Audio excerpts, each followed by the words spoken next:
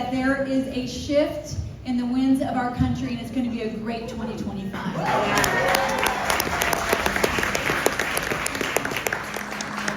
How many of you are here for the first time tonight? That is awesome. I feel like we're going to need a bigger room, which I think we're going to need. And one of the other things I want to let you know, because I am going to talk briefly about what makes this group unique, because we need to repeat that as we are growing in the right way. But I also want to let you know, one of the things that brings us together, as Jonathan shared, is the ability to ask questions, to not self-center, to not be shut down, to have an open and honest forum in all ways on anything that our county is facing, or our country, or our state. Because of that, Douglas County Citizenry is going to have our first extracurricular activity, shall we call it. On January 22nd, we are going to be having a forum for every single candidate that is running for Douglas County GOP. And we want you all to come. We want to get questions from you. Now, once again, I want to say that this is not just a Republican group. We have unaffiliates here. We may have others who are Democrats. This group is based on one thing: the Constitution of the United States of America. That is what it is based on. And I believe that is a unifying force in our day. But because of the makeup of Douglas County, it's very important for every single one of us to have a say and a vote and know what we're looking at in the Douglas County GOP leadership. So we hope you join us there. We'll be getting the word out, but save the date for January 22nd. It's going to be right here in Parker. Now, real quickly, I want to give an overview of why this group is here, since so many of you are new. We believe in this. We believe that we live in a complex society. We believe that the Constitution is the best document ever created in the history of mankind for governance. I do believe that, which is why it's sustained almost 250 years, coming up shortly. And why is it so beautiful? Because this is what it's based on. One singular revolutionary idea in all of human history, that every single one of you was created with intrinsic value, therefore individual liberty. Government has one job: protect the rights and the safety of its citizens. Now that means that individual liberty looks like the right to pursue happiness as well. It means your idea of happiness might not be someone else's. And that's what we stand up for one another's right to live and speak freely according to our own conscience and the way that we believe we should be living. That's a unifying idea, not a dividing idea. Because of that, we believe in a big tent. We like Reagan here a whole lot, and he quoted that you're basically, I'm paraphrasing, someone who disagrees with you 20% of the time is not your 20% enemy, they're your 80% friend. And that's the vast majority of our neighbors, and we can begin to recreate a civil society where we can come together, agree on the majority of things, and then debate the rest of the things in a free public square. That's what Douglas County Citizenry is all about. We believe in a big tent. We will always here focus on issues and solutions, not politics and partisanship. We'll focus on principles, not personal attacks. And we will, as we believe, begin to rebuild the very fabric of what it means to have a civil society.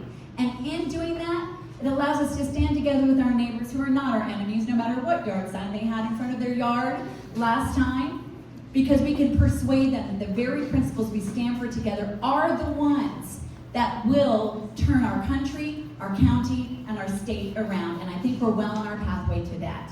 So I wanted to share that, and I get to share my favorite, and I'll share another one later when we have a toast at the end. My favorite inaugural quote is the one I share almost every day, which is the inspiration for this group. Lincoln shared in his second inaugural address at another very divided time in our country's history. 1 month before he was assassinated, the war was still going on, and if that was not division like we had never seen before, I don't know what is. And what was his attitude? With malice towards none, with charity towards all, with firmness in the right as God gives us to see the right. That one statement means our motive is what we always have to check. Why do we believe our policies are good, and why are we fighting for them? Hopefully for the best for every single person. So, I'm going to start handing it over, but we're so glad you're here. This group, by the way, grows because of you. Next time, we want to fully outgrow this room, and we want you to invite your neighbors, because our catchphrase here at Douglas County Citizenry is, Liberty Loves Company. So we're glad you're here. Thank you so much. This election, there's some really, really, really good news about the election results, and then there's some dismaying news. There's some things that came out through our deep dive into the data that showed us some things and some shortcomings in our approach to how we go towards getting out the vote to unaffiliated voters. We do a great job getting Republicans out to vote. Not so bueno when it comes to talking to our neighbors who are unaffiliated, leaning conservative. And I can get into a little bit of that. But I would say that the hands that went into doing this deep dive are many. There are many people who had input into this. District captains, PCPs, elected officials who gave us input, looked at the data, and wanted to know more, deeper diving into this data. So, show of hands.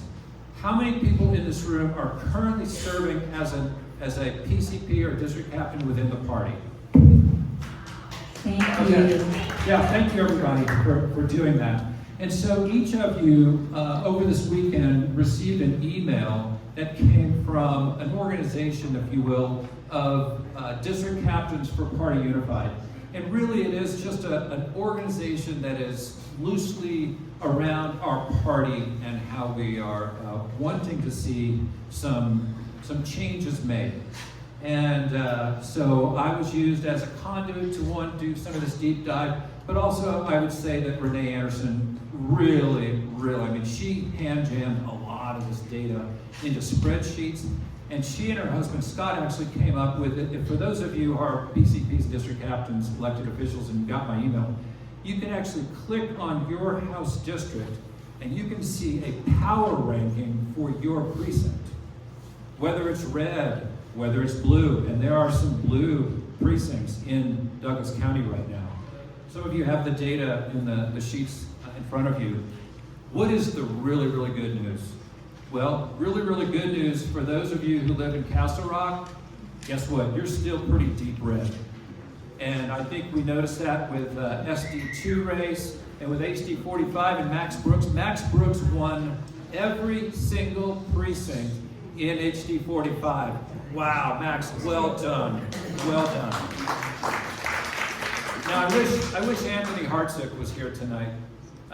You know, he's an Army guy, I'm a Navy guy, and so I always like to give him a hard time. I call him a loser because he lost one precinct out of all of the precincts in Parker. And so, come on, Anthony, you got to lift up your game a little bit. Every single. But it's that one precinct north of E470 that he lost. Every other one he won. Lisa Frizzell over here, fantastic job. You did a tremendous job. Great turnout for your people, and that's on here as well. House District 39, Brandy's area. Yeah. That is, again, we've got Sterling Ranch over there. We've got some other pockets of blue in HD 39. And so if we were to look at a canary in the coal mine of where our county could go into the future, well, that certainly could be it. But, and am I still on point? Or? You are great on point. And I think one of the things that we all know is people are leaving bad policy, by the way. What's happening in Highlands Range is people are coming down from Denver. We're going to have Kathleen Chandler talk to us a little bit later about how we can talk to our neighbors. Because, by the way, they're fleeing because of bad policy. We need to have a conversation with them, get to know them before the next election, not wait until then and then try to hit them over the hammer with some statistics. Get to know your neighbors, particularly if you're in some of these areas, because those people are fleeing for a reason. And we have an opportunity to persuade them. I think one of the points also that you brought out in this, let's talk about the shift of unaffiliated voters. Because I saw one statistic here that I wanted to highlight, and we can talk about what this means. A 24% increase in votes from unaffiliated in Douglas County since 2020. At 24%, that's a pretty big shift. Can you talk a little bit about that? So if you look at, and Sherry Davis, wherever you went, I got all of this information. This is all public information from her website. And I went back to 2016 to actually look at some of this data and pulling it forward. What are the trends that we're seeing? And so the most amazing thing is the unaffiliated vote. If we were to go back to 2020 to now, that's almost 39,000 increase, just 22 to 24, and it's right here in this data, is increase of 13,000, sorry, I gotta get my, I don't have my glasses up. So almost 14,000 just in those 2 years. Now this is at the same time that for the Republican Party, it's a flat line. And you can see it if you're looking at this piece of information at the bottom here. It is a flat line. We have not gained, we really haven't lost too much. We've lost about roughly 6,000 to 7,000 in about the last 6 to 8 years. So we have bled Republicans. And if you look at when do we see the little drops, one of them was after January 6th. Believe it or not, we did lose some Republicans in that time frame. And then in the end of the 2022 November election, we dropped some Republicans at that point as well. And so there's either dismay or something is happening within our own party. And I'm just going to look at, again, House districts in a comparison. And if you did the comparison, what you would see is that Parker, Castle Rock, and even HD 39, which is Castle Pines area and the more of the unincorporated surrounding areas, you see the Republicans as a share of the vote at around between 33 and 36% share of the vote. So 100% of the vote, you see we're around anywhere from 33 to 36%. Democrats roughly between 18, 19%. And the unaffiliated as a share of the votes at, I gotta look at my numbers again, but at around 46%, let's call it 46% average. And so, the one small, I would say it's again that canary in the coal mine, House District 43, we dropped 3 percentage points in the Republican share of the vote. Now, when you compare that or add that to the fact that Lauren Boebert did not win a single precinct in HD 43. Donald Trump only won 6 precincts out of the 52 in Highlands Ranch in HD 43. And one of the things that we brought out here is, okay, we've got a couple of other indicators of where a county is going, but also where specific areas of county are going. And we chose Prop KK. Now, who remembers what Prop KK was? Anybody that owns a weapon or buys ammunition, guess what? On January 1st, we all saw about a 6.5% increase in our taxes on ammunition and gun sales because of Prop KK. This should have been from the party to unaffiliated voters who like their weapons, to Republican voters, and even Democrat voters who like their weapons and like to buy ammunition. This should have been something that we would have gone out and done a lot of education on. But the statewide party and our party here in Douglas County did zero education. And so what we wanted was for that Proposition KK to fail. It barely failed in Douglas County. Red Douglas County, it barely failed. Because in my most humble opinion, we took our eye off the ball. We stopped caring about things that are in our platform and understanding that there are people here that maybe are unaffiliated and you could care less about the Republican Party platform. It's still something that we hold as a measuring stick and something that we rally around.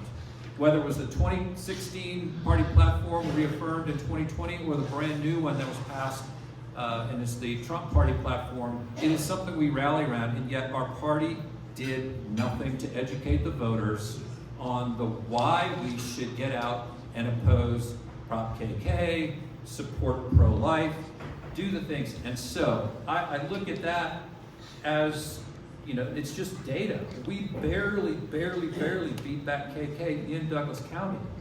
And we've got Lauren Boebert, who across Douglas County, she only won by a little over 1,300 votes in red Douglas County. Donald Trump should have done better in red Douglas County. So these are the things that are coming up through the data.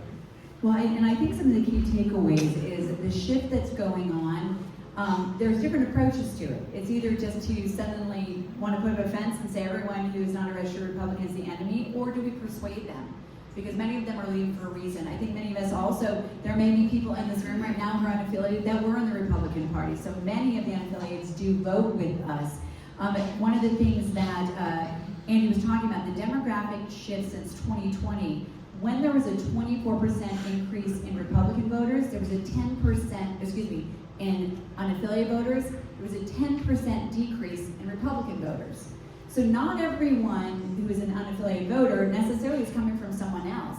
They may be people that we need to persuade to see why it's good to get engaged again. Here's where I see the good news. It's because, and I'm just going to do a really fast case study. First of all, I know many of us are praying for what is going on in California, right? You all know that we had temporary insanity and we're there for a little while. Well, we knew 20 years ago this was going to happen. The bad policy after bad policy after bad policy they haven't built a dam in 40 years. They shut down Bakersfield, the breadbasket of California, because of a smelt fish that was not even indigenous. It was about control. We have firefighter friends with the FDNY who said 25 years ago they knew this was going to happen because they don't manage the land. And now what is the key here? We have friends that are still there who are saying this could be the wake-up point. What we have to do is get engaged in the narrative. Because those people may not know the devastation of the policies that they may end up fleeing even coming here, who knows. Same thing for people coming down to Highlands Ranch. We're going to talk about this with Kathleen. We need to help them connect the dots. And that starts now, not the day before the election when we're knocking on doors. Find 2 or 3 neighbors who you know maybe don't agree with you. Start a conversation with them. Start a conversation about the price of gas, or what's going on with crime or whatever. Begin to ask them what they care about, and we have to help them connect the dots. This is not a bad picture for Douglas County. It's just simply information of where it's heading. But we can't stick our head in the sand and say people aren't going to keep fleeing from other areas and coming to a county that is great because of the policies that are here. So that's part of what we really just wanted to highlight, is that aspect of it. I want to ask you in these last couple of minutes, because this is obviously a lot of data. You can reach out to Andy, and every one of you who's a PCP or district captain, talk to him so you can find out about your own area and talk to those folks. And by the way, there's some action steps we're going to share here as well. Let's talk about overall, what would be your message to folks, and then we're going to talk about a couple of the action steps that people can do. Again, I am speaking to a lot of us here who are Republicans, but if we don't wake up, if we don't say to our party leadership that we have to find a way to, 1, message, and I'll get to that in a quick second, but 2, to approach unaffiliated voters. Our party made a decision in this last election cycle that we were only going to go after Republican votes. Well, guess what? We had 92% turnout in Douglas County. Yay us. Great job. We were 95 to 96% in 2020. And so we've come down a little bit, but we're still doing a great job of turning out the Republican vote. But we miss it when we don't go after the unaffiliated voters. Yep. And with the unaffiliated voters, we have to come up with a reason why you should vote for a Republican coroner. Thank you, Rayanne. A Republican county clerk and recorder. Heck, a Republican sheriff who is keeping us safe each and every day. And why is that?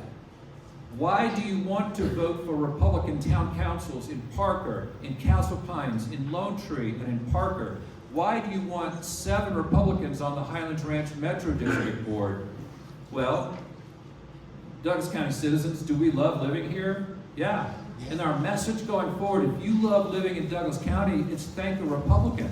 Let's give the unaffiliated voters and those disaffected Democrat voters a reason to vote in this next election in our school board.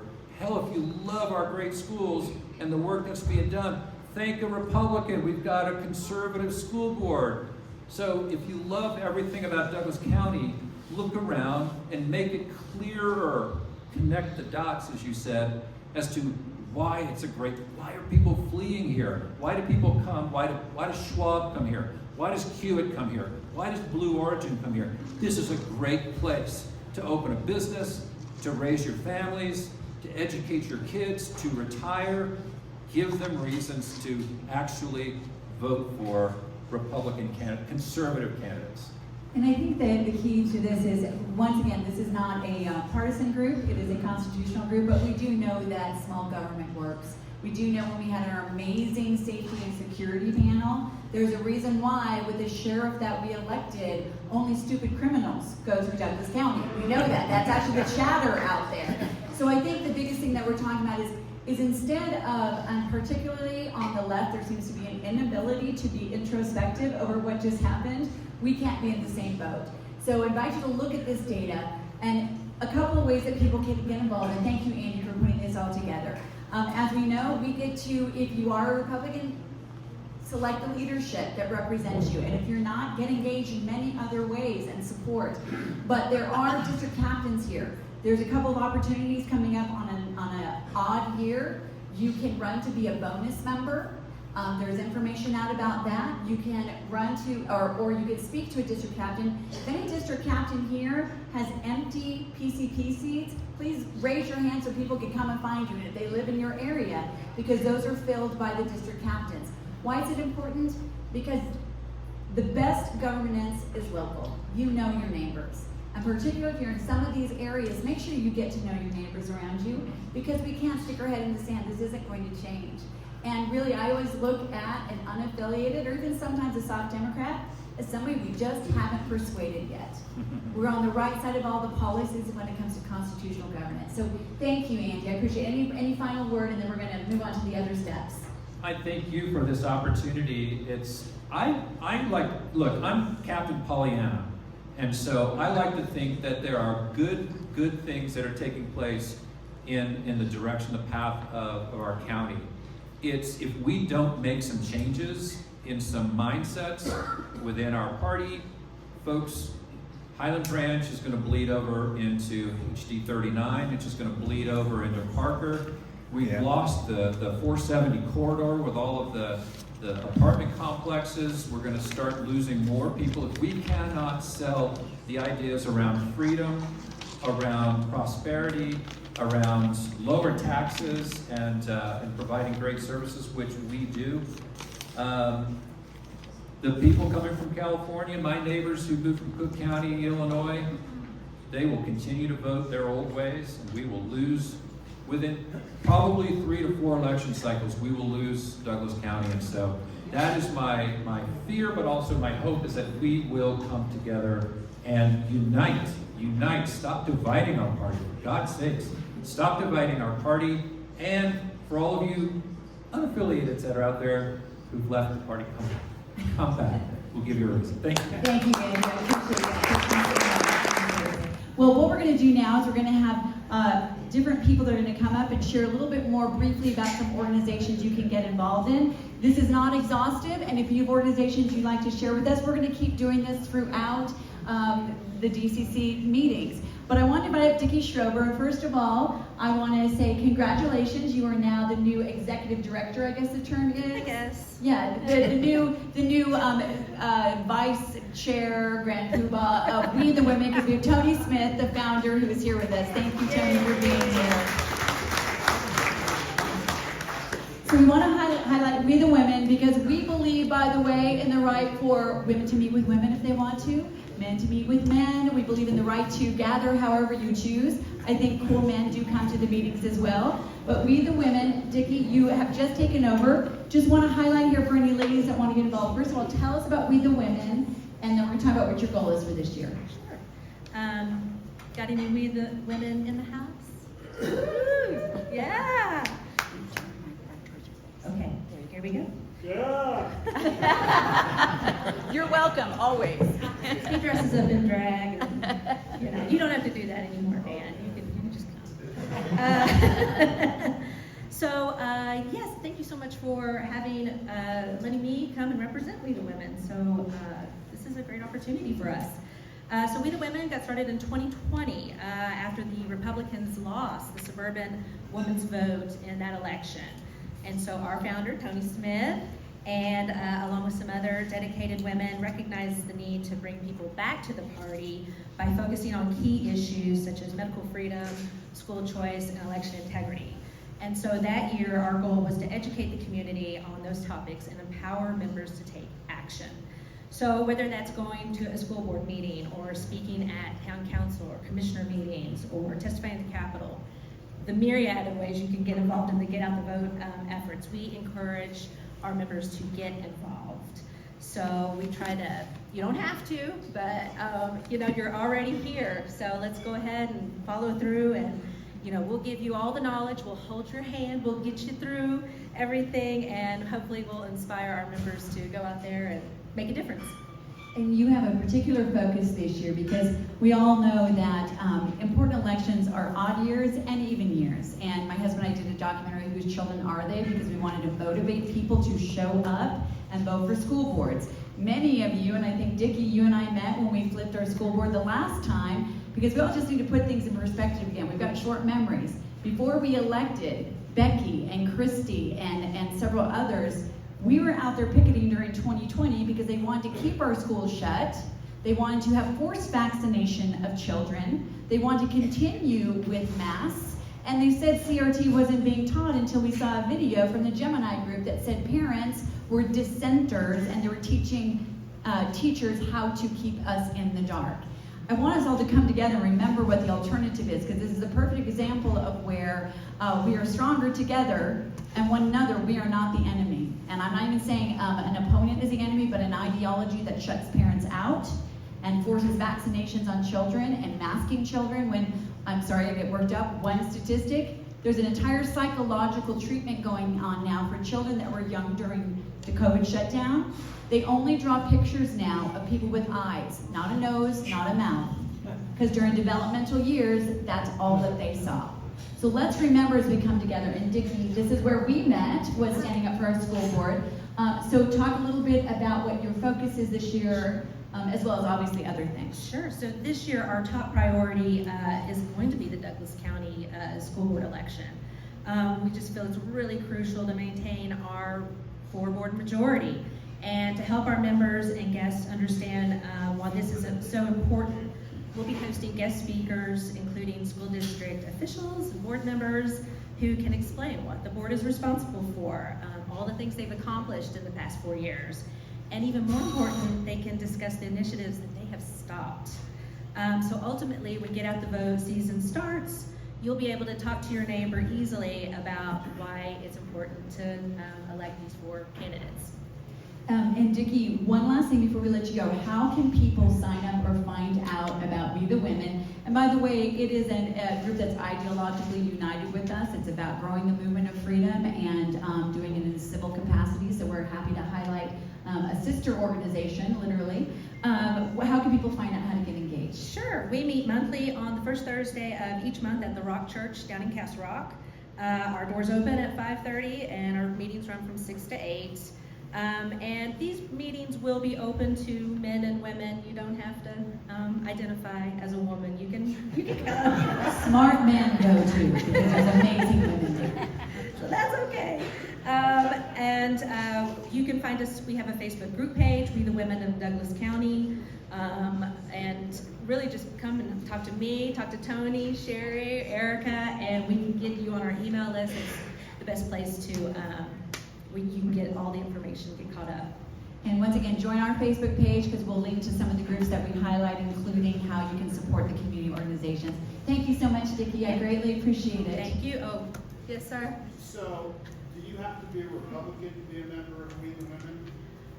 You don't have to be. We just want like-minded members. So conservative, Or at least somebody who's going to push in the right direction, right? Like, okay, well, you know, if there's an unaffiliated or a disaffected Democrat who really wants to learn about the school board, yes, please come. There's one other question over here. And just looking at Andy's results for Douglas County, it looks like the female vote is the majority. There you have it. Yeah, thank you so much, Skip. And one of the things I would say is I'm also working with an initiative, March for Kids, which one of the organizations behind that is Moms for Liberty. One of the things that many people don't know is Moms for Liberty did a test wherein 4 primary swing counties, they moved the unaffiliated women vote tremendously. Because particularly for women, and this is where we can turn it around in Douglas County, honestly, they don't want to know what you want to yell at them or what you want to tell them why you're right. They want to know how it affects their kids. And women earned the vote because a woman named Francine Keller called the vote the Home Protection Act. We can turn around and bring in many unaffiliated women who just want their kids to be safe, who just want to know that they're healthy, who just want to know they have a say in their education. So this is a great place to start. So thank you so much, Dickie.